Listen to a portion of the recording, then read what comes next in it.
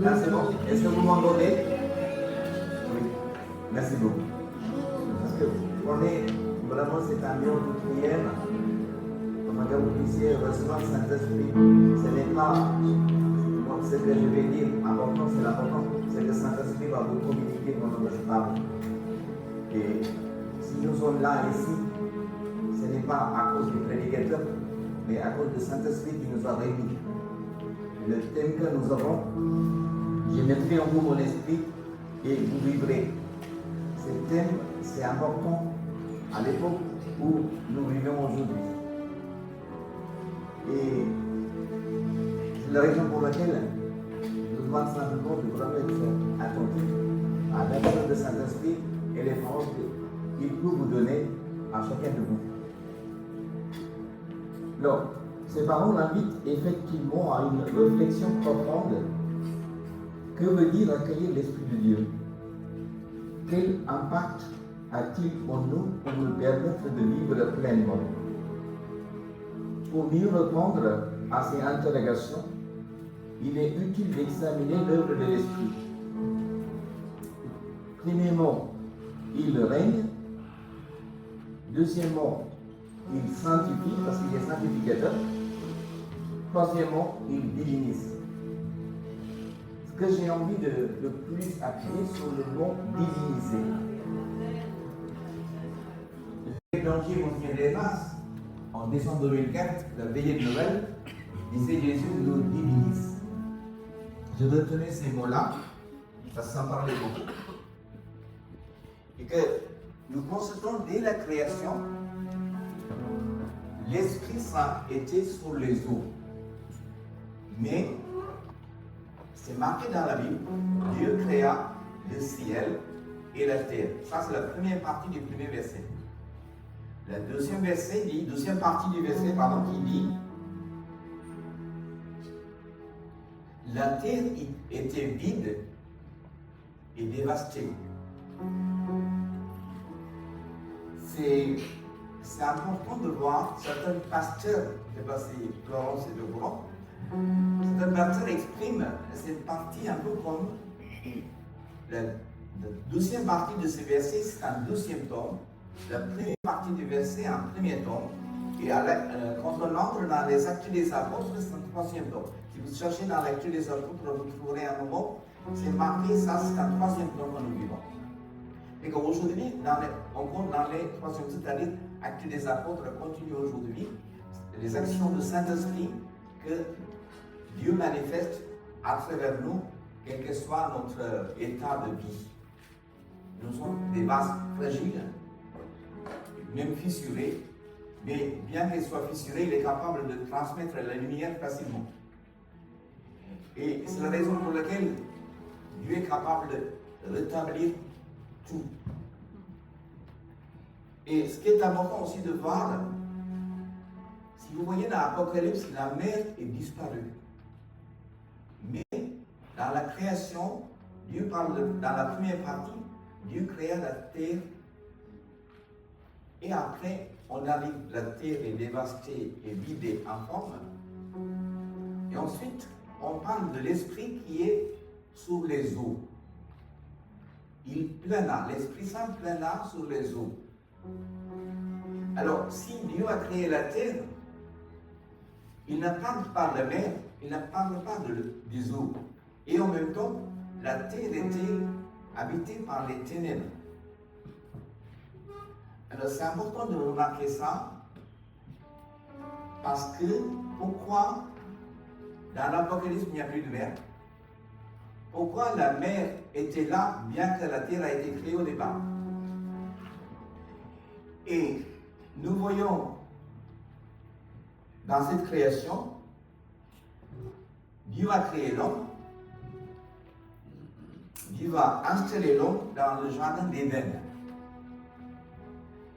Et dans le jardin d'Éden, est-ce que l'homme est la première créature? Non. Apparemment, le passage de Ézéchiel nous démontre autre chose. Et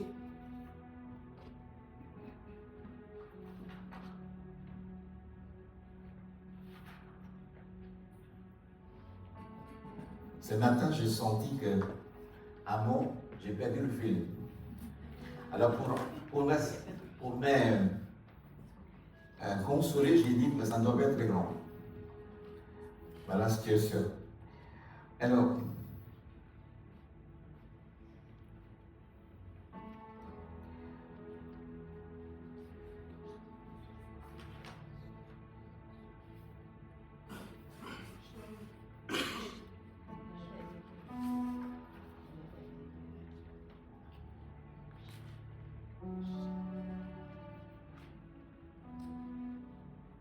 Alors, Ézéchiel 28, 13, on découvre l'existence d'une autre présence majestueuse en Éden.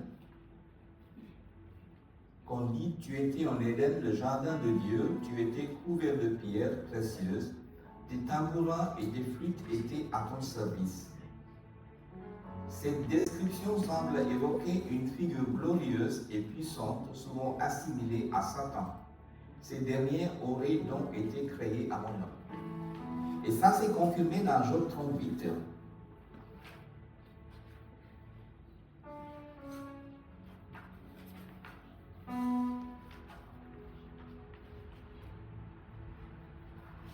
Assurez-vous,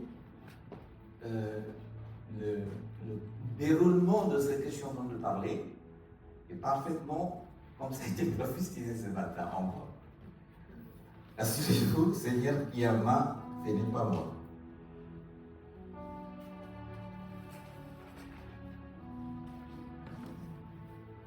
Alors, Ézéchiel 38, non, Job 38, il dit, où étais-tu quand j'ai fondé la terre? Est-ce que vous connaissez Job, l'histoire de Job? Je pense que tout le monde connaît. Bon, je fais un tout petit résumé rapide pour les personnes. C'est-à-dire, le Satan décide de faire un tour de la terre.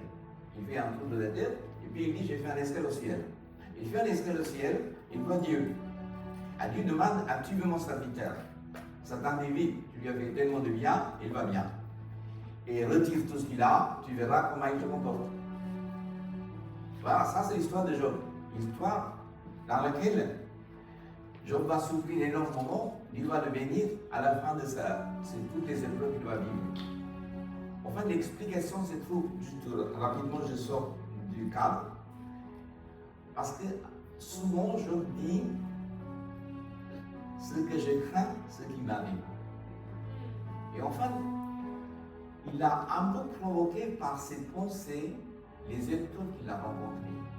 Dieu a voulu bénir et lui donner le maximum qui a été réservé pour lui, mais ça sera donné qu'après toutes les épreuves, parce que malheureusement, l'esprit du mal les entités de ces mondes sont capables de diffuser leurs pensées en nous et de nous maintenir et enfermer dans ces pensées afin que nous ne soyons pas divinisés.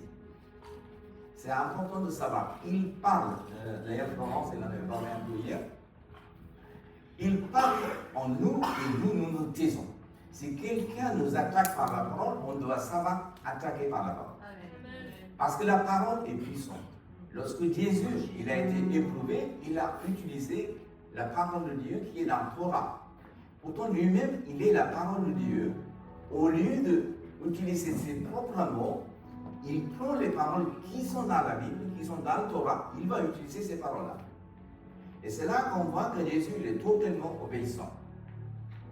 Il veut se baptiser par Jean-Baptiste, Jean-Baptiste refuse, il accepte, il force un peu, il se fait baptiser. Mais quand Jésus va vivre autant que l'homme, parce qu'il est écrit, il a dépouillé de son divinité et pour revêtir cette humanité.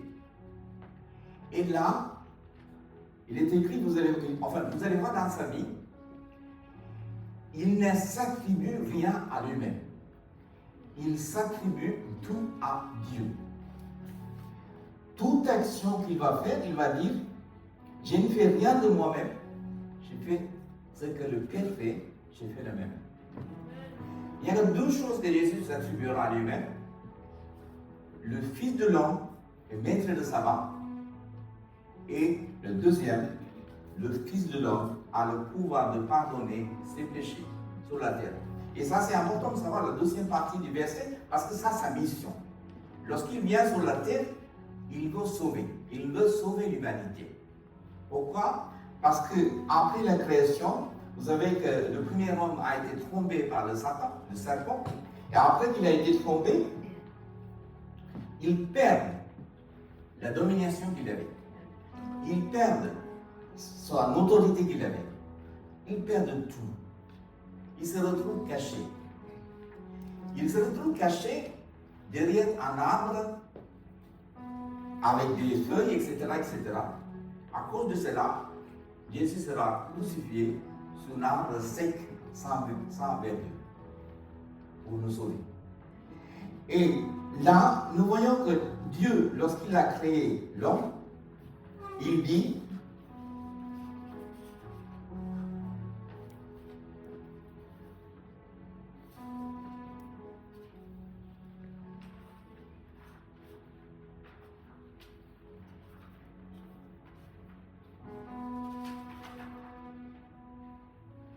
Dieu les bénit et il leur dit, soyez féconds et multipliez-vous, remplissez la terre, soumettez-la. Soyez les maîtres des poissons de la mer, des oiseaux du ciel et de tous les animaux qui vont et viennent sur la terre. C'est là qu'on voit que l'autorité a été donnée à l'homme pour soumettre la terre, y compris tout ce que la terre contient, les vivants ou matière. Ils perdent à cause de Satan, parce que Saint Paul dira, non pas la création a voulu, mais à cause de celui qui l'a livré. Parce qu'il a une certaine puissance, Satan. Il va utiliser ça, il va tromper l'homme, parce qu'il dit, Satan ne peut pas faire du mal directement à quelqu'un. Il va nous utiliser pour faire du mal à quelqu'un. Ou il va nous utiliser contre nous-mêmes. C'est ça son pouvoir. Il n'y a pas d'autre pouvoir. Si nous donnons accès à ces paroles,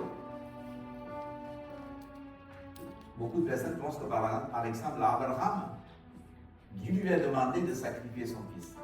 En réalité, c'est une erreur pour moi. Ça, c'est mon hypothèse. Je dis bien, ce n'est pas marqué dans la Bible. Ça, c'est mon hypothèse. Abraham, simplement, en vivant dans un pays où les habitants sacrifient leur premier-né à leur divinité. Dieu a promis un enfant, il a son enfant, et en même temps, il pense aux personnes habitantes qui sacrifient leur premier-né. Il y a deux choses dedans. Il y a une souffrance dans le cœur d'Abraham parce que les gens sacrifient le premier-né. Le deuxième souffrance, Lui, il pense, tout le monde sacrifie le premier-né. Moi, qu'est-ce que je fais des actes? Et c'est là que Satan va réagir par ses pensées. Moi, je pense que c'est une hypothèse. Il l'a trompé. Lui, il croit que Dieu a demandé que son fils soit sacrifié. Et il y va. Deux possibilités. Une, soit Dieu laisse sacrifier l'enfant. Et ensuite, il le ressuscite. Deuxième, il empêche que l'enfant soit sacrifié. Ce que Dieu fera, il empêchera. Il dira, ne fais pas de mal à ton enfant.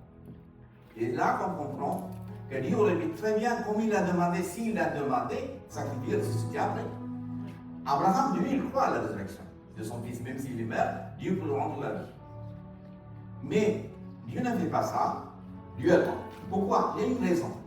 Parce que Dieu a rendu que même si c'est une souffrance pour Abraham, Dieu a besoin qu'Abraham retourne dans ce pays où on sacrifie les enfants, les premiers-nés, à leur divinité pour dire que non, Dieu ne demande pas de sacrifice.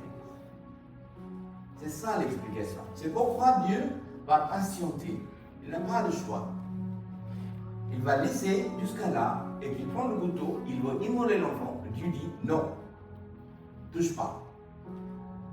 Et c'est là le problème. Nous, chacun de nous, on peut se faire avoir par nos pensées négatives, des idées noires que lui, il diffuse en nous. Florence avait parlé un peu de ça. Ce qui fait que, vous avez dit, nous avons vu que, au moment de la création, Dieu donne un pouvoir. C'est le pouvoir que j'appelle le règne, c'est-à-dire régner. C'est-à-dire l'homme est appelé à régner. À partir du moment où nous voyons que l'homme est appelé à régner, c'est le pouvoir qui a été conféré par Dieu. Ces passages montrent que dans le projet initial de Dieu, régner sur la création est un aspect fondamental du rôle de l'homme. Tout d'abord, nous pouvons constater que cette capacité à régner est une puissance attribuée par Dieu. Ça, c'est la première partie. Après que l'homme est tombé, il perd son pouvoir, et Dieu se vient. Dieu vient pour tout restaurer par sa mort et sa résurrection. Alors, qu'est-ce qu'il dit? Il vient, il dit, le règne de Dieu est au milieu de vous. Ça, c'est la deuxième partie. Le règne de Dieu est au milieu de vous. Et que la première partie où nous allons parler de règne, parce que Dieu donne le pouvoir à l'homme, il perd, Dieu se vient rétablir, il dit, le règne de Dieu est au milieu de vous. Mais il dira que le règne de Dieu est au milieu de vous, mais il parle de règne de Dieu.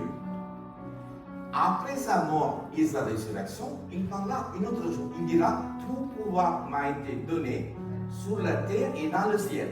Et pourquoi nous fêtons catholiques? Christ, roi de l'univers. Tout pouvoir m'a été donné sur la terre et dans le ciel. Ce qui veut dire que, à partir de là, Jésus rétablit son règne. Et après, il envoie l'Esprit Saint. Quand l'Esprit Saint vient, il apporte tout ce qui appartient à Jésus. Jésus dira, il prendra ce qui m'appartient et il me le donnera. Vous n'avez pas le droit de le porter maintenant.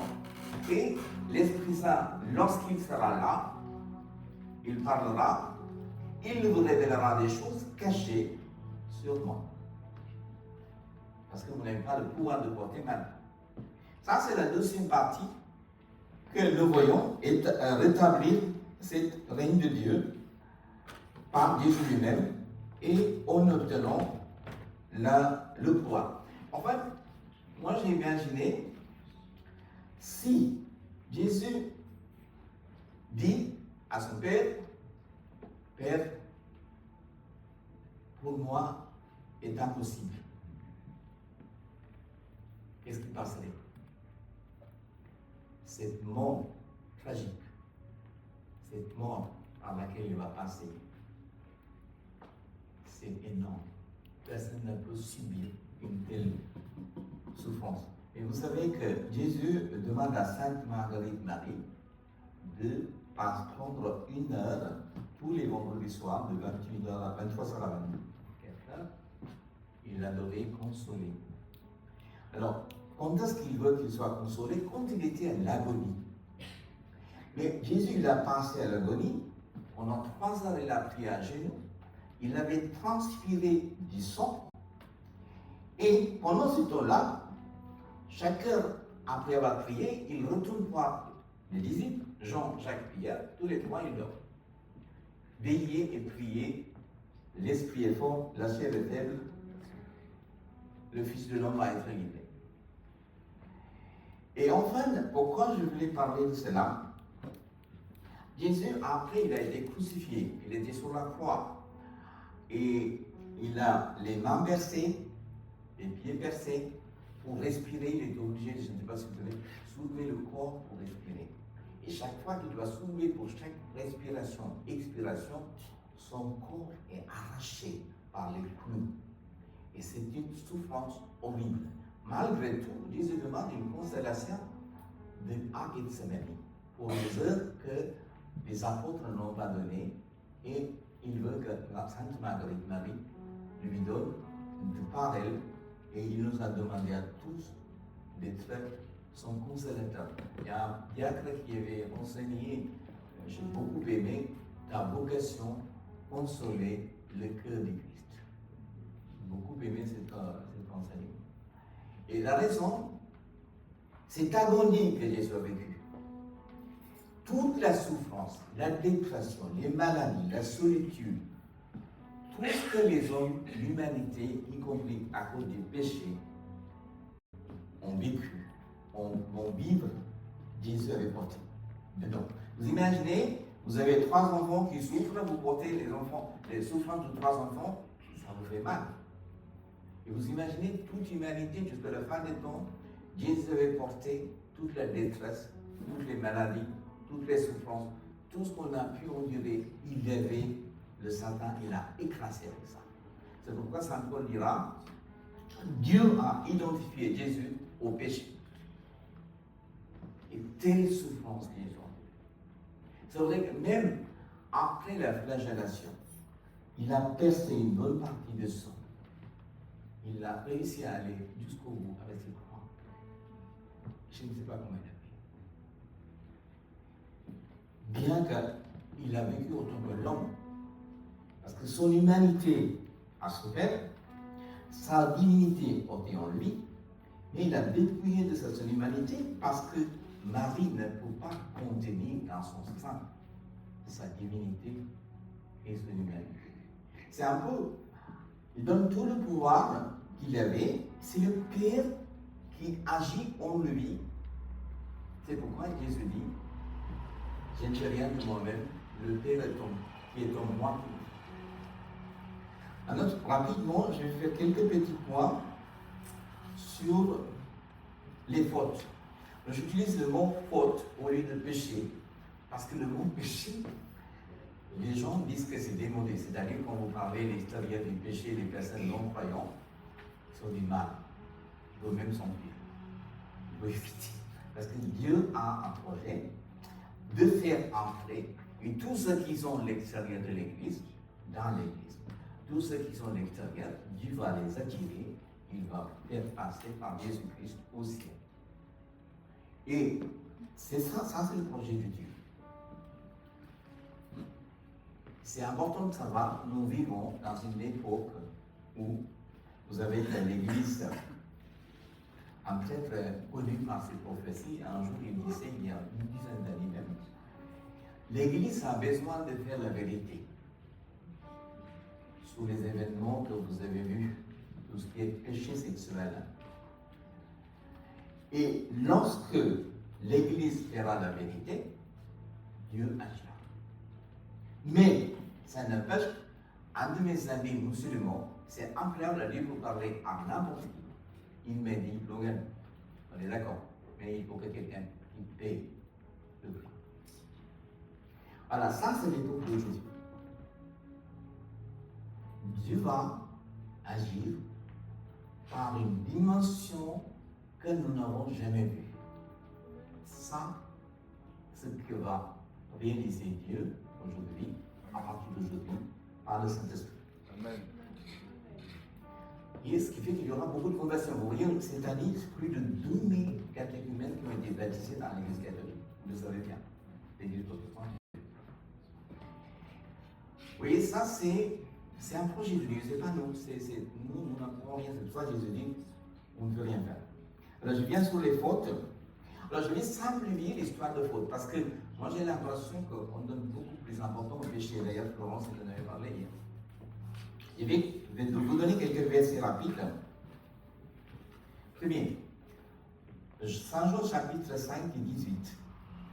Épître de Saint Jean, premier chapitre 5 et 18. Celui qui est né de Dieu ne pêche plus, car il est protégé par le Fils engendré par Dieu. Ce qui fait que celui qui est né de Dieu ne pêche plus, car il est protégé par le Fils engendré par Dieu. Il est à l'abri d'attaques humaines. Ce n'est pas nous qui arrivons à ne pas commettre les fautes, c'est Dieu qui nous empêche de commettre les fautes. Ce n'est pas la même chose. Saint Jude, c'est lui qui a le pouvoir de vous garder de toute faute et de vous présenter irréprochable et rempli de joie en présence du seul Dieu, notre Sauveur. Alors Saint Jude dit, c'est lui qui a le pouvoir, Jésus-Christ, de garder de toute faute, c'est-à-dire nous empêcher de tomber, nous empêcher de commettre des erreurs, des péchés, et de nous présenter irréprochables à Dieu, remplis de joie. Parce que si nous n'avons pas de joie, ça veut dire qu'il y a tristesse. S'il y a la tristesse, le démon est présent. C'est important de savoir. La joie, c'est important. Si nous n'avons pas de joie, l'autre nous attaquera. Alors maintenant, ce que Jésus dit, n'ayez pas peur, j'ai vaincu le monde. Et ce que Dieu voit, ce que nous devons nous voir aussi. Ce que Dieu voit, quand il dit j'ai vaincu le monde, il voit en vous la présence du Christ qui va faire le nécessaire afin que vous soyez remplis de force, de grâce, de bénédiction, etc. pour que vous soyez capables d'éviter et commettre le péché. C'est pourquoi Jésus dit, sans moi, vous ne pouvez rien faire. Et je vais prendre 3 personnes. Vous allez me dire, il est d'où? Premier, Saint Curé d'Ars, il est d'où? Oui, je vous attends la réponse. Il est d'où, Saint Curé d'Ars? Oui, il est français. Est-ce que vous connaissez Pierre-Marie Eugène? Institut séculier Notre-Dame de Vie. Il est qui? Français, étranger? Français. Troisième, Sainte Thérèse. Elle est qui? Ah bon, ça ne vient pas de Sri Lanka, n'est-ce pas? Alors, croyez maintenant ce que je vais vous dire. Qu'est-ce qu'il dit, Curé d'Ars? Ce n'est pas le pécheur qui revient à Dieu pour lui demander pardon, mais c'est Dieu qui court après le pécheur et qui le fait revenir à lui. Vous comprenez ce que je voulais dire? C'est important que vous sachiez. Et que j'ai un... Parce que là, j'ai pris un tout petit résumé, je ne vais pas développer ça. J'ai un papier complet, si vous souhaitez, Seigneur m'a donné pour vous. Je vais imprimer, je vais le distribuer. Sainte Thérèse dit, si j'avais commis tous les crimes imaginables, je sais bien que cette multitude d'offenses n'est qu'une goutte d'eau dans un brécier. Est-ce que vous voulez continuer à vivre en disant que péché, péché, péché, péché? Il n'y a pas que ça. Moi, je pense sincèrement, je ne révise pas dire la vérité, et souvent, nous-mêmes, ceux qui donnent des enseignements, on vous entraîne dans cette prêche-pêche. C'est important que vous sachiez, vous connaissiez votre identité. Si vous ne connaissez pas votre identité en Dieu, vous ne bougerez pas. Amen. Vous ne régnerez pas. Amen. Vous n'aurez pas la vie de l'Esprit sur vous. Ce n'est pas une question de vivre un nouveau-né, c'est autre chose.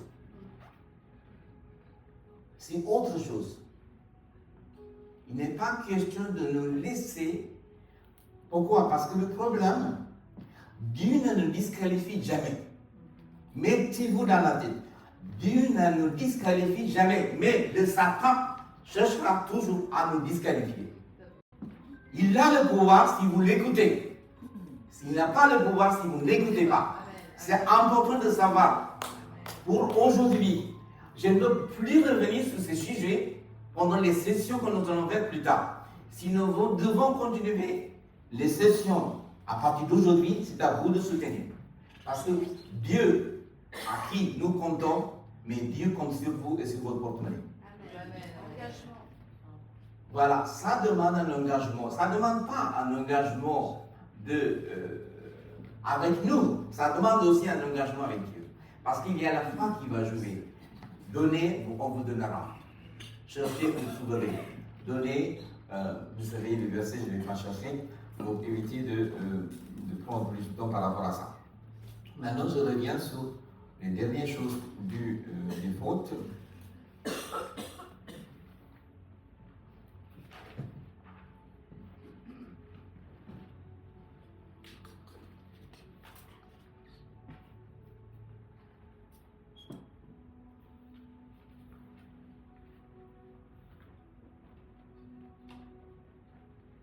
Alors, il y a le péché qu'on commet normalement, le péché après par omission, le péché qu'on ne commet pas parce que Dieu nous a donné la grâce nécessaire afin que nous ne commettions pas ces péchés-là. Certains péchés, on les commet à tout le monde, ne veulent pas. On dit qu'en pays arabe, je ne sais pas quel pays, on coupe la main pour les voleurs. Mais quelqu'un disait en France, si on doit couper les mains, malheureusement, pour les Français non pas. C'est quelqu'un a dit, c'est pas moi. Parce que beaucoup, on me montre dans les impôts. On essaie de faire tout ce qu'il faut pour essayer de justifier. On arrive à la limite de la justesse. On réussit à récupérer l'argent pour faire acheter un appartement pour son fils, etc. Vous le savez bien, je n'ai pas besoin de dire. Tout ça, pour Dieu, ce n'est pas juste. Limite de la justesse. Et par rapport à ça, je vais vous donner je vais raconter une petite histoire. Dieu entend Saint Ambroise, l'évêque de Milan, parler dans son cœur en disant Augustin, Saint Augustin, avec du Sud, non avec du Nord. Comment il peut être l'évêque? Parce que il s'est marié ou il a eu un enfant avec une femme. Je ne me souviens pas exactement de l'histoire. Dieu écoute ses pensées. Et oui, quand Ambroise refuse qu'il soit l'évêque, il préfère qu'il soit prêtre. Bon, à la rigueur, j'accepte. Et alors, qu'est-ce qu'il dit le Seigneur dans son cœur? Il dit, il m'a fallu plus de sang pour te garder vierge que revirginiser Augustin. Il m'a fallu plus de sang pour te garder vierge que revirginiser Augustin. Est-ce que vous comprenez, n'est-ce pas? Je pense que vous comprenez tout ça. Enfin, c'est là qu'on comprend que Dieu nous a remis plus. C'est ce que dit Saint Thérèse. Parce que Saint Thérèse est inquiet lorsque une femme pécheresse qui vient chez Simon, où elle verse les parfums sur le pied de Jésus et les cieux avec les cheveux. Et Simon se pense en disant, mais s'il est prophète, il va s'attaquer cette femme. Et là, Jésus immédiatement, connaissant cette pensée-là, Simon, je suis rentré. Il n'a pas versé l'eau sur mes pieds, lavé, etc., etc. Je passe le détail. Il dit, depuis que cette femme est entrée, tu as vu, je suis entré, elle a versé ses larmes, etc., etc. Elle n'a fait qu'aimer. C'est la raison pour laquelle Dieu a pardonné tous ses péchés, quels que soient les nombreux de péchés qu'il a commis. Est-ce que Jésus, il a dit que je t'ai pardonné ces péchés? Il n'a pas dit, mais il a dit, nombreux de péchés qu'il a commis. Tout a été pardonné, simplement il a dit. Mais il l'a pardonné, mais il n'a pas déclaré en disant que j'ai laissé pardonner à Simon. Ce n'est pas la même chose. Et enfin, quand vous prenez la femme adultère, attrapée par flagrant délit. Elle se retrouve avec pas mal de bonhommes, toujours la femme qui est attrapée, normalement. Et Jésus, tête baissée, il ne parle pas, il écoute, puis il fait des signes de ça. Et pendant ce temps-là, il dit, maître, cette femme, nous l'avons trouvée en faisant péché d'adultère. Le Moïse dit, il faut la lapider. Que dis-tu? Jésus ne répond pas. Et ensuite, il était obligé de lever la tête parce qu'il avait la tête baissée. Et son état de tête baissée, c'est la tête baissée de cette femme qui attend la justice. Et en se relevant la tête, Jésus va dire, vous savez bien, c'est lui qui n'a jamais commis le péché, il jette la première pierre, à partir du plus vieux jusqu'au plus jeune, ils sont tous partis, et elle se trouve toute seule. Mais elle ne parle pas dans l'évangile, elle ne dit pas qu'elle parle. Mais elle est là, elle ne sait pas quoi faire. Elle sait que maintenant, elle n'a plus de risque de la lapider, et en même temps, elle est prise par panique d'un côté parce que les hommes l'ont voulu lapider, de l'autre côté, Jésus l'a sauvée. Je ne sais pas, dans l'évangile, ce n'est pas marqué qu'elle a dit merci, peut-être qu'elle a dit merci, je ne sais pas. Jésus va dire à la femme, femme, où sont-ils, tous ceux qui t'ont condamné? Avait dit personne. Ben, Jésus dit, moi non plus, je ne te condamne pas. Là, Jésus prononce un jugement. Mais par contre, il n'arrête pas là. Il dit, va, ne pêche plus. Là, il y a une différence entre cette femme qui a versé les larmes ou parfum sur les pieds, etc. Mais Jésus n'a pas dit, va, ne pêche plus. Pourquoi? Parce que nous avons lu tout à l'heure le verset. Celui qui est né de Dieu ne pêche plus parce que celui qui est engendré de Dieu le protège. Alors, comment on peut interpréter cette parole? C'est important de savoir.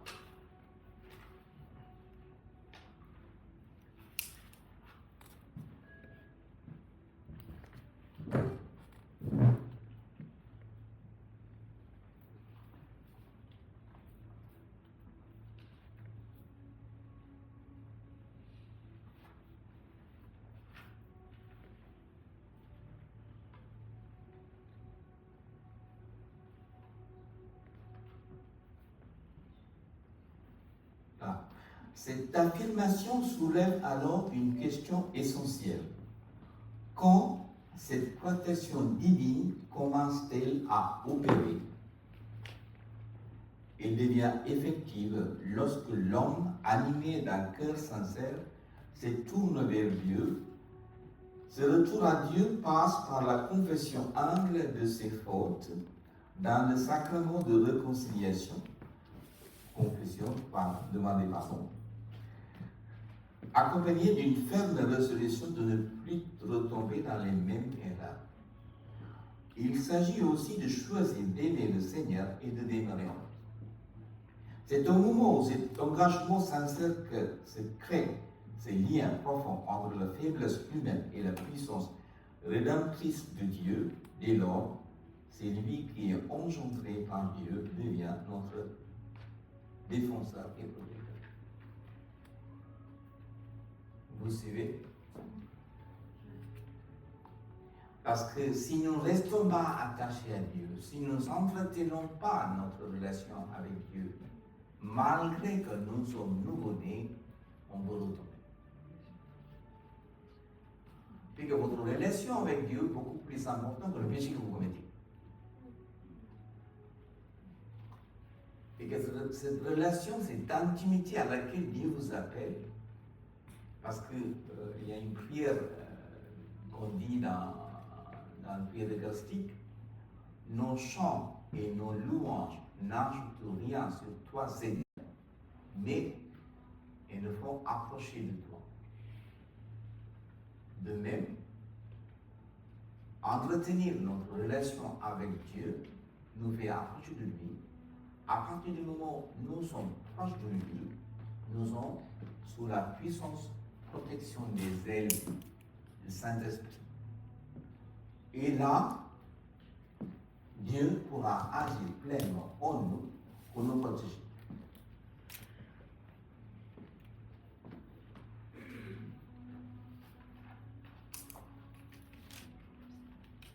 Ce qui fait que la faute, je l'ai arrêtée là, la faute grave, je ne dis pas contraire.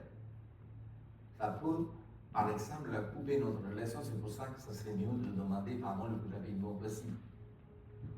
Et en même temps, vous regardez la miséricorde de Dieu, l'amour de Dieu et le sacrifice que Dieu a fait pour vous sauver.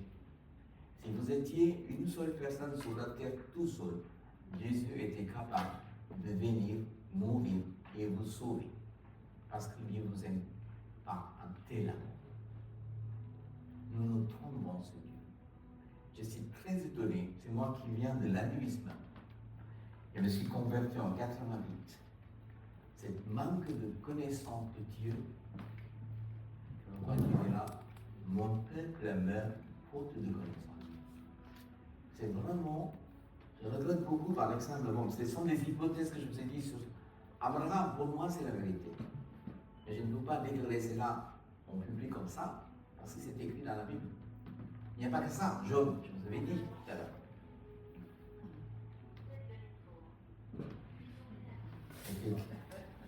GPS qui guide au ciel. C'est pour ça que ça s'appelle guidé par le Seigneur.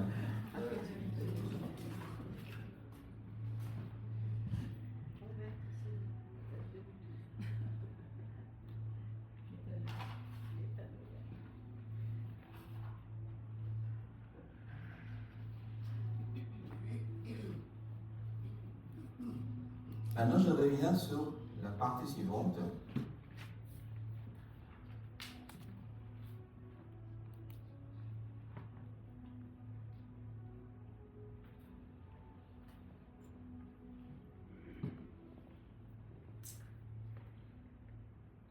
Alors, nous avons vu tout à l'heure, la terre a été souillée, dévastée, etc. Ce qui a été fait, c'est par le Satan qui a été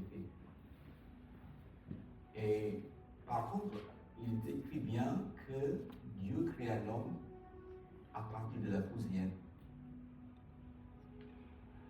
Et si Dieu a utilisé la terre pour créer l'homme, et après il insuffla son esprit divin à l'intérieur de l'homme, ce qui permet à Dieu de nous diviniser.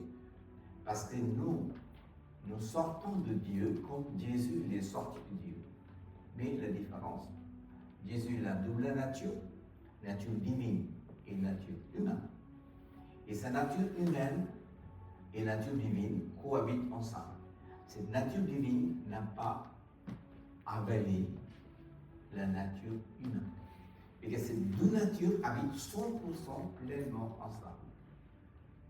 Et nous n'avons pas cette nature divine. Nous n'avons que la nature humaine. Et alors, comme nous, Jésus et nous-mêmes, nous sortons de même origine, ce qu'il dit Isaïe, regardez des rochers d'où vous avez été taillés. Et alors, ces rochers, c'est Dieu. Et comme Jésus vient de Dieu et que nous avons été taillés du rocher, ça veut dire que nous sommes de même origine. Et la différence, il faut méfier un peu, l'Église catholique déclare que Jésus a double humanité, double nature, et l'homme n'a que la nature humaine. Après, l'Église protestante, je ne sais pas ce qu'il dit, je ne peux pas prononcer dessus. Alors, c'est la raison pour laquelle Dieu arrive à nous diviniser. C'est une action de Dieu que Saint Jean de la Croix explique. Cette idée par une image saisissante tirée du feu. Lorsque ces derniers brûlent, c'est-à-dire le feu qui brûle du bois, il agit progressivement. Il commence par enflammer la surface et par assécher le bois, tu finis par le pénétrer jusqu'à ce qu'il ne fasse qu'un avec lui. Le bois adapte alors les propriétés du feu. Il devient sec, chaud, lumineux. Il perd ses imperfections tout en conservant son essence. Cet exemple traduit bien le processus par lequel l'Esprit Saint purifie d'abord l'âme avant de la transformer par amour en union totale avec Dieu.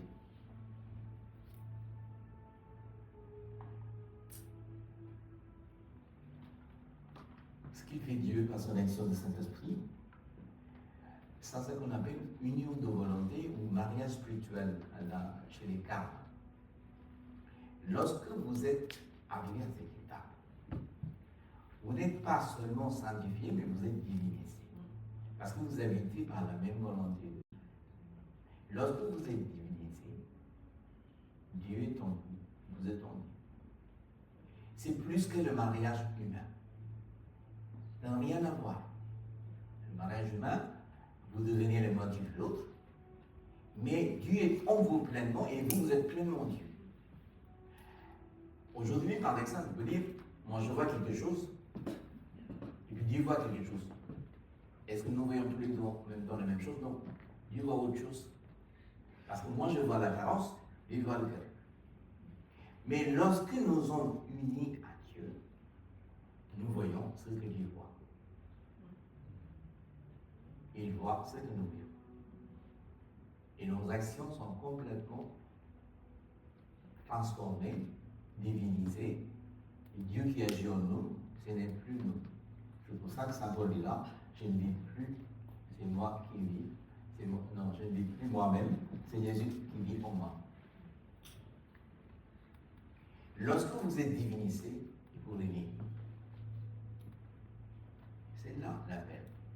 Premier, les eaux, Saint-Esprit au-dessus. Alors, le thème du week-end, je mettrai en vous mon esprit, vous vivrez. Création, la terre, le ciel, etc., l'eau et l'Esprit Saint planant sur les eaux. Première partie. Deuxième partie, malheureusement, Adam rate sa vocation, c'est-à-dire bon, il se fait revoir. Ensuite, Jésus vient, il rétablit son règne. Il envoie son Esprit Saint, son Esprit vient rétablir ce règne, c'est lui qui est sanctificateur et divinisateur, si je ne me trompe pas de nom. Est-ce que vous l'aimiez aujourd'hui? Est-ce que vous l'aimiez là où vous êtes? Après la mort et la résurrection, Saint Paul dira que le péché ne règne plus dans votre corps. C'est Jésus-Christ qui doit régner dans notre corps. C'est Jésus-Christ qui vit là et qui règne dans notre corps. Et qu'est-ce que vous ferez-vous? Vous régnerez avec lui. C'est pour ça que Saint Paul dira, si nous souffrons avec lui, nous régnons. Est-ce que vous régnez aujourd'hui? Je vous demande. Qui est lui?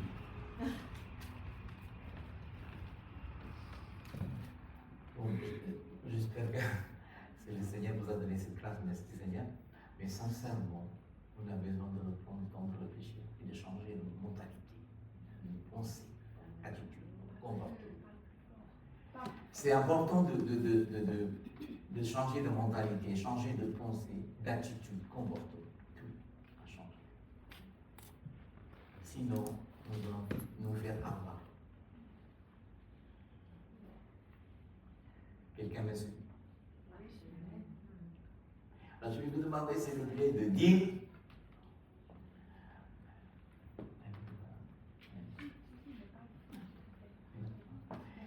et ça m'a sorti là.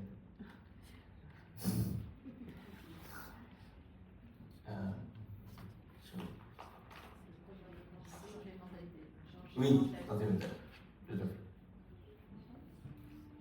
Moi, j'ai écrit une phrase, vous allez voir, c'est ce qu'on appelle l'imagination dépasse la réalité.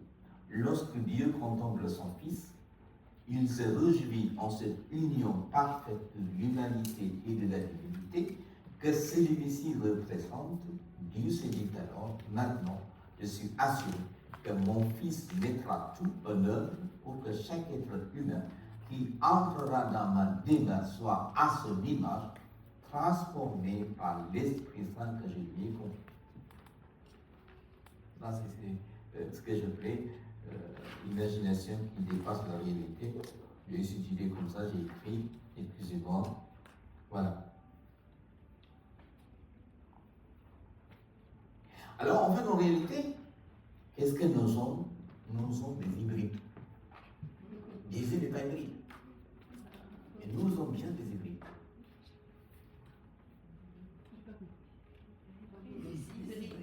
Pardon, hybride. J'ai bien prononcé ou pas? C'est bon? Nous sommes appelés à régner dans le monde. Celui qui n'est pas avec moi et contre moi, celui qui ne rassemble pas avec moi disperse. Cette parole est un rappel direct que dans le combat spirituel entre le Christ et les forces des ténèbres, il n'existe aucune neutralité possible. La lumière ne négocie pas avec les ténèbres. La lumière ne négocie pas avec les ténèbres. Lorsque vous mettez la lumière quelque part, si il fait l'ombre ou noir, le noir disparaît, pas de négociation.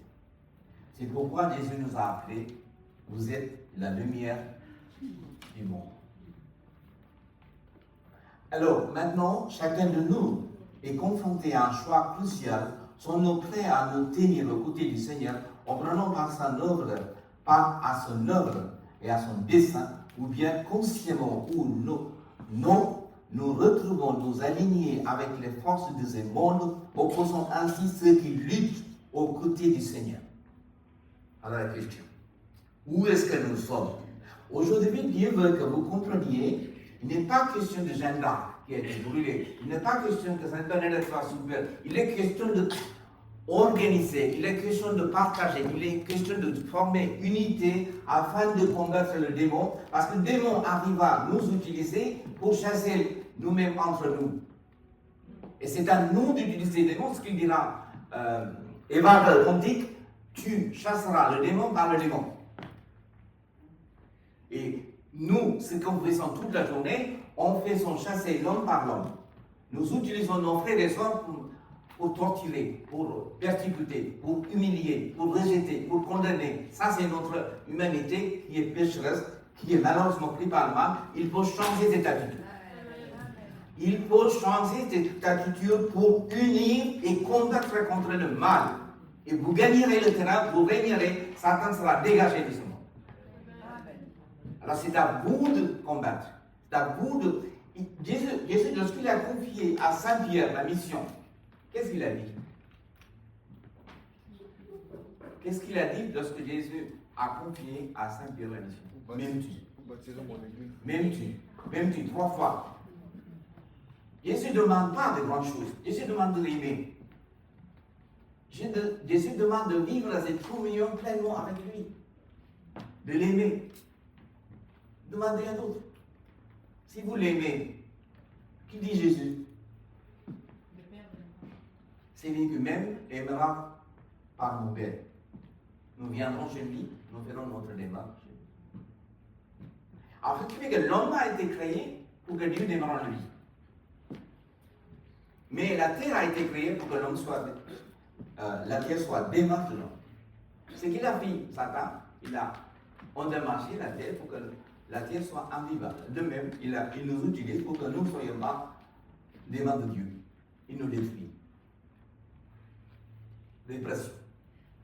Psychologie, problème. Vous savez que dans l'église, il y a beaucoup de problèmes. Vous pensez que tout va bien? Non. Non, mes amis, tout va bien. Non, tout va pas bien. Et ça m'a donné communion, je dis sincèrement la souffrance que je crois. Inimaginable. Dieu ne veut pas nous laisser là. Le plus important, c'est ça. Parce que quand dans Ézéchiel, je pense. Vous n'avez pas occupé de mes brebis. Moi-même, je descends. Alors, il vient. Il vient pour nous. Il vient pour nous lui-même. Il veut s'occuper de nous. Il veut nous guérir. Il veut nous sauver. Ça ne veut pas dire que Jésus vient et que Jésus soit crucifié de nouveau pour nous sauver. Non, il a une autre méthode. Vous savez que Jésus, pour moi, est une hypothèse. Ce n'est pas la volonté de Dieu que Jésus soit crucifié. Le père Rodolphe de ce comité de Emmanuel disait un jour, Dieu n'a pas voulu que Jésus souffre. Si Dieu ne voulait pas que Jésus souffre, il n'a pas voulu le voir. L'amour de Jésus. Vous êtes d'accord?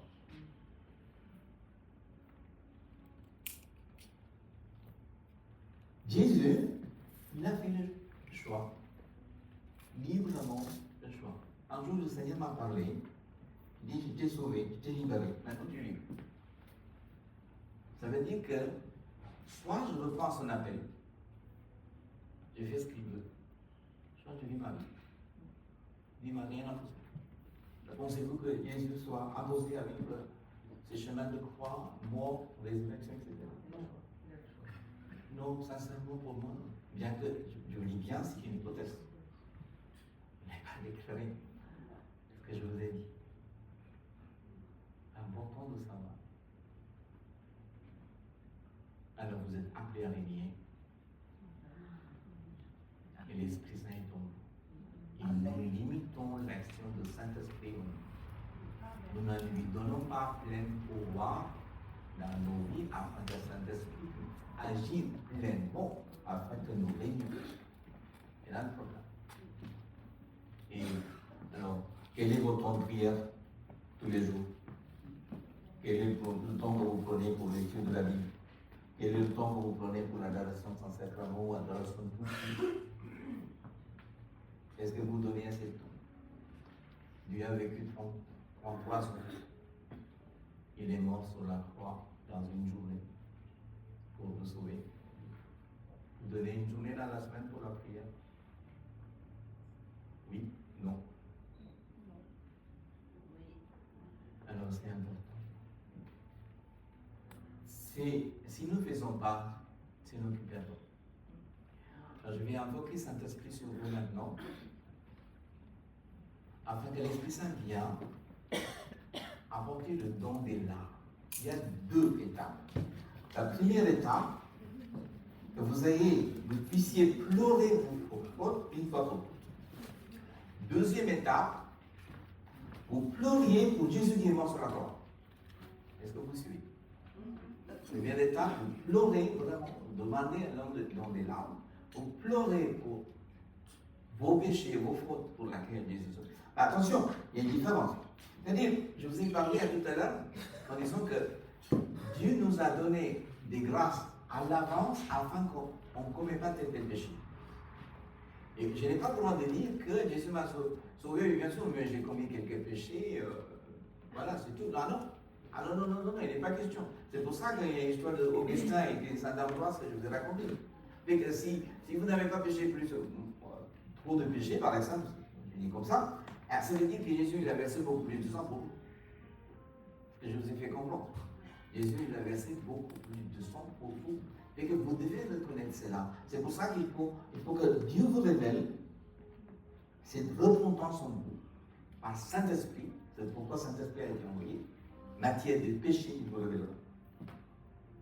Deuxième partie, et que vous allez rester quelque part, je ne sais où, et que vous pleurez une fois, en demandant ces dons et larmes, pour ces souffrances et la mort, avant que vous puissiez vraiment établir une relation avec Dieu. C'est ça qui vous changera, c'est ça qui vous donnera intimité avec lui.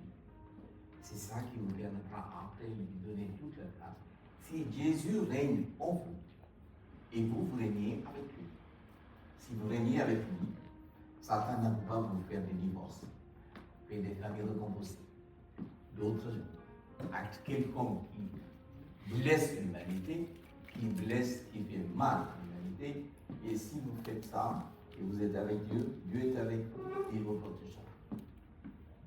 Si quelqu'un vous fait un sale coup, vous le verrez. Ce qu'on appelle l'homme de Dieu. Les hommes de Dieu, plusieurs niveaux. Le niveau divinisé, totalement uni à Dieu, vous ne pouvez rien cacher. Il va tout faire pour que vous ne sachiez pas, même si vous faites mal. Et il vivra dans la communion avec tout ce qui est pardonnant. Il est obligé, il pardonnera. Il vous aimera, mais il ne dira pas. Et parce qu'il est uni à Dieu. Dieu lui ferme les yeux sur le mal. Vous êtes capable de tout. Vous réunions tous les deux mêmes.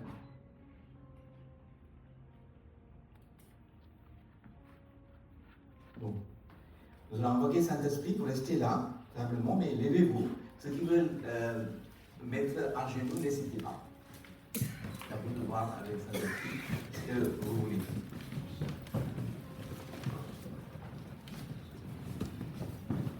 Saint-Esprit, nous te demandons que tu visites le cœur de chacun de nous et a rempli notre cœur de consolation. Donne-nous les dons de l'âme pour nos fautes ainsi que pour la souffrance et la mort de Jésus-Christ. Envahis, Saint-Esprit, toute notre âme, le corps et le cœur et l'esprit et toutes les facultés, nos pensées, notre imagination. Prends possession de tout, sois maître de tout en nous, en chacun de nous. Saint-Esprit, agis en nous par la volonté de Dieu, par la puissance de Dieu. Révèle-nous sur Jésus, notre Sauveur et notre Seigneur. Créons-nous cette intimité avec Dieu. Mets-nous la paix, la joie, l'humilité, serviabilité, bonté, pardon, miséricorde, douceur, patience, tous les fruits du Saint-Esprit. Mets-nous les 7 dons du Saint-Esprit: sagesse, intelligence, conseil, force, science, crainte. Donne-nous tous les charismes afin que nous puissions exercer ces ministères de guérir les malades, chasser les démons, purifier les esprits, ressusciter les morts, interpréter la parole de Dieu, prophétiser, charisme de parole, la connaissance et intelligence pour comprendre la parole. Seigneur l'Esprit Saint, remplis notre cœur, prends possession de l'âme et le corps et l'esprit. Viens nous remplir, Saint-Esprit, merci pour ton action. Merci pour ton intervention. Sois béni, Saint-Esprit. Maintenant, je me dis quelque chose qui est dans mon cœur, que j'ai dit. Si quelqu'un parmi vous pensait que vous avez mal vécu, vous avez été un peu comme cette jardin d'Éden dévasté, Dieu va vous restaurer. Dieu ne veut pas vous laisser. Dans Jérémie, il y a un verset qui dit: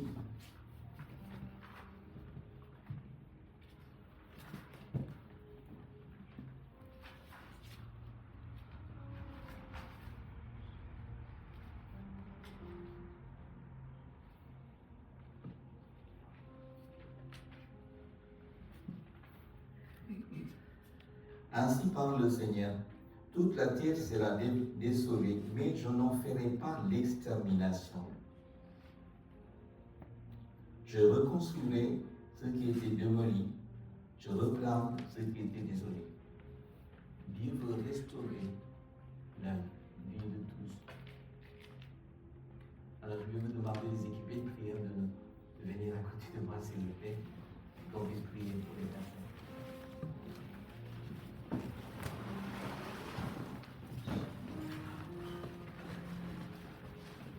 Avancez.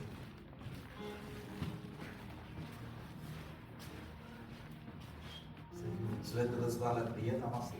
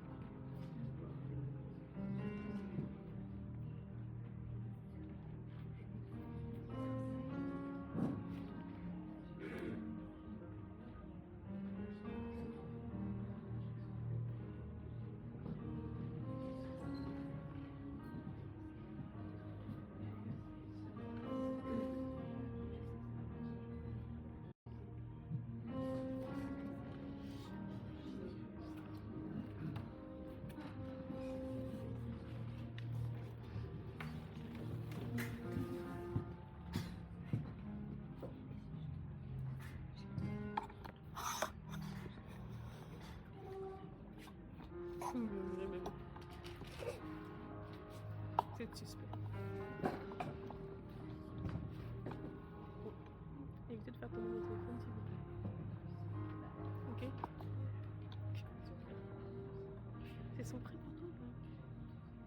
Par rapport à l'estrade. Ouais.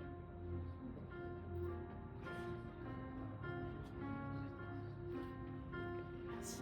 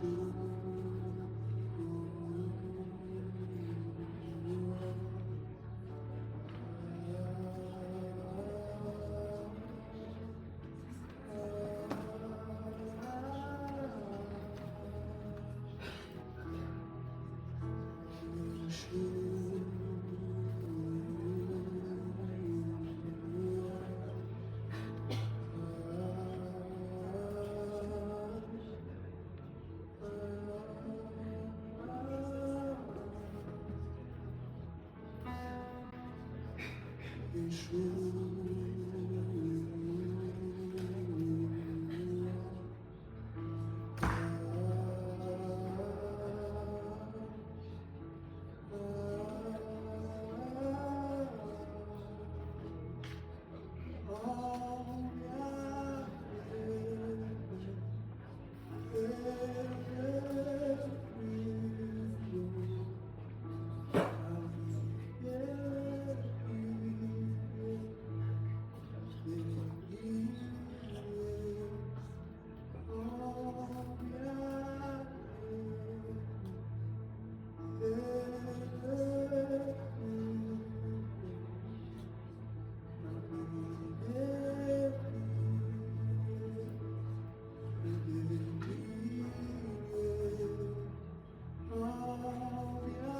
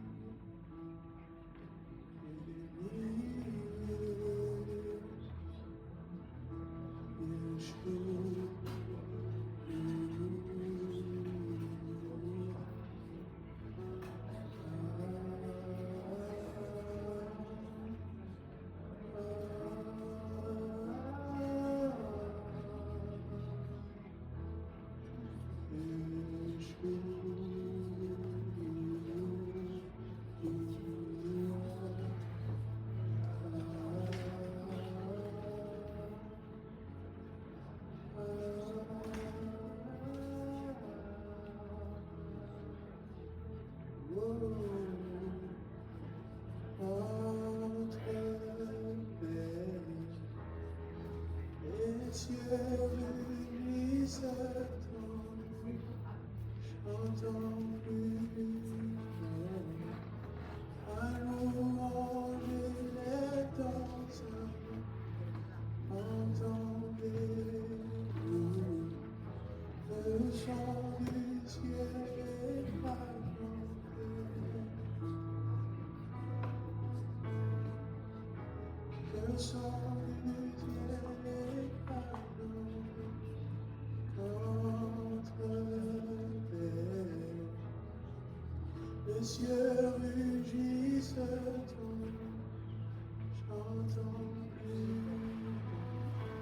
chantant à louange et danse,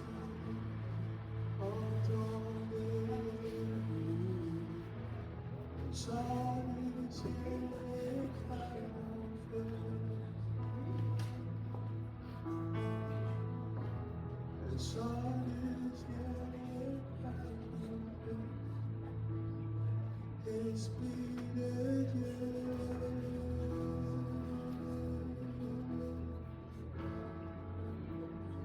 déchire les cieux,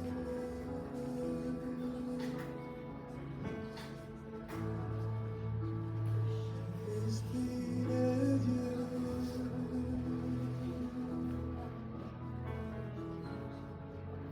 sois libre en ce lieu.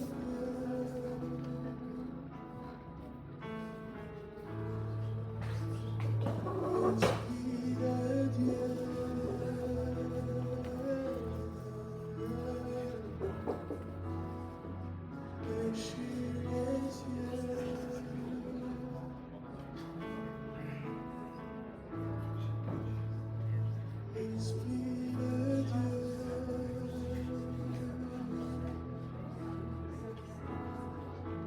sois libre, Seigneur.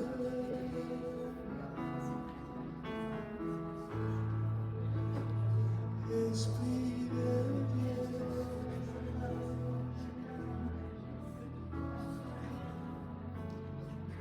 enchis les cieux.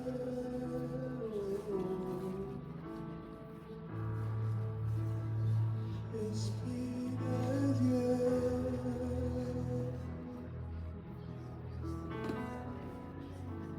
sois libre, Seigneur.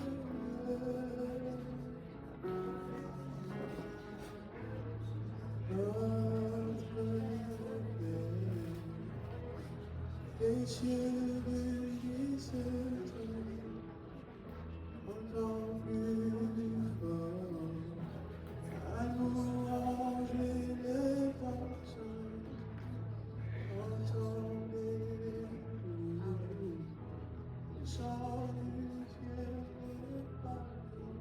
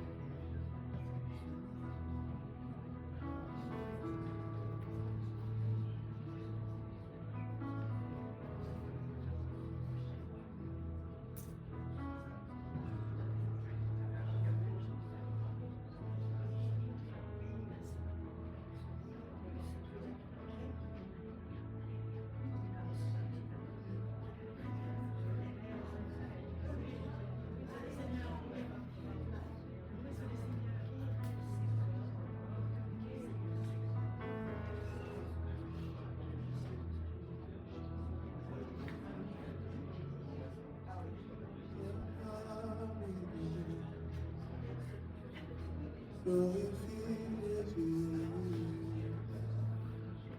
au milieu. Esprit de Dieu, viens parmi nous. Glorifie Jésus, au milieu. Esprit de Dieu, viens parmi nous. Glorifie Jésus, au milieu.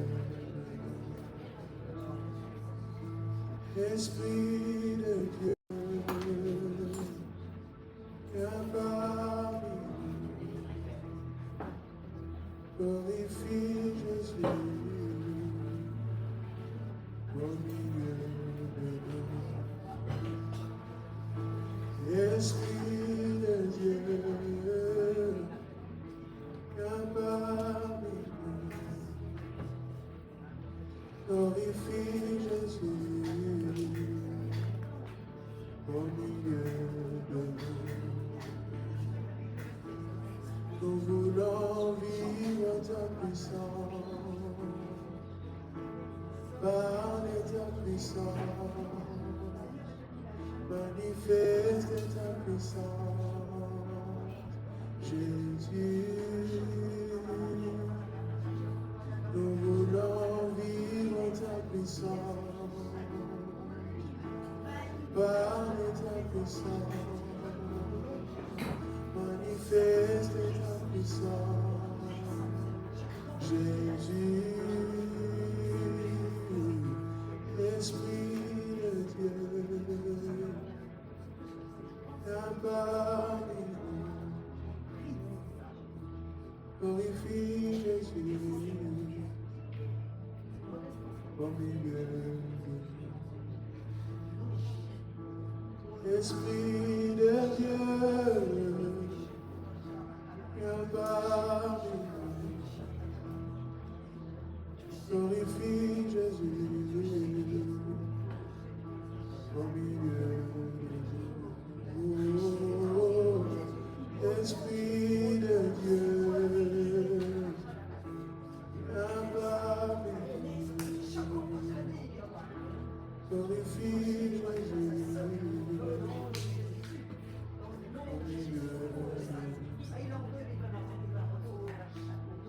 Nous voulons vivre ta puissance, par ta puissance, manifeste ta puissance, Jésus. Esprit de Dieu, viens parmi nous, glorifie Jésus, au milieu. Esprit de Dieu, viens parmi nous, glorifie Jésus, au milieu. Dieu tout-puissant, en mon cœur considère tout l'univers et par ton pouvoir. Le ciel d'azur, les éclairs et tonnerres, le clair matin, tous les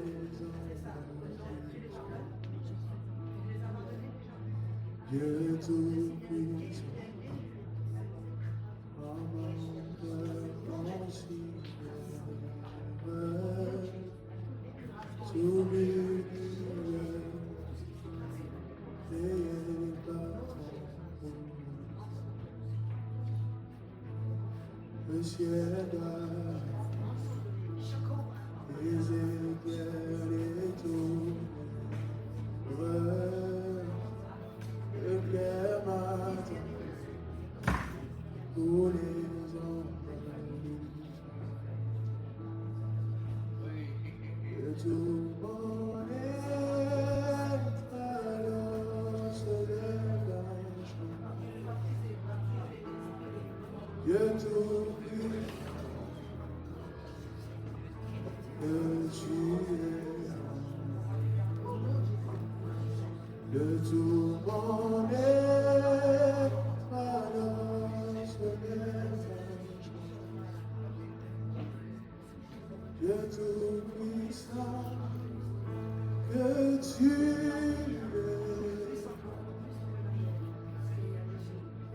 Et quand je sens au sublime mystère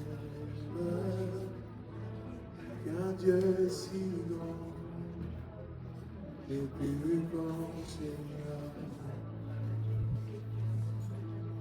et son cher Fils est devenu mon frère, et que je suis l'héritier du monde. Et quand je sens au sublime mystère qu'un Dieu si grand et plus grand Seigneur, et sans chair est devenu mon frère et que je suis héritier.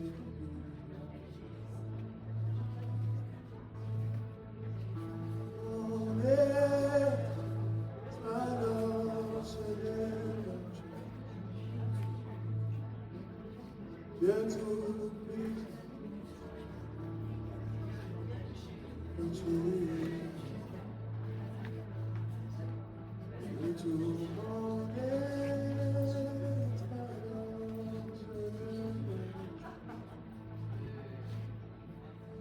Dieu tout puissant, que tu es.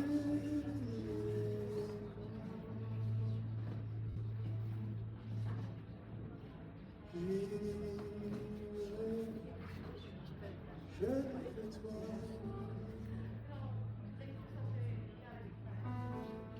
J'irai, je ne fais toi. En toutes circonstances,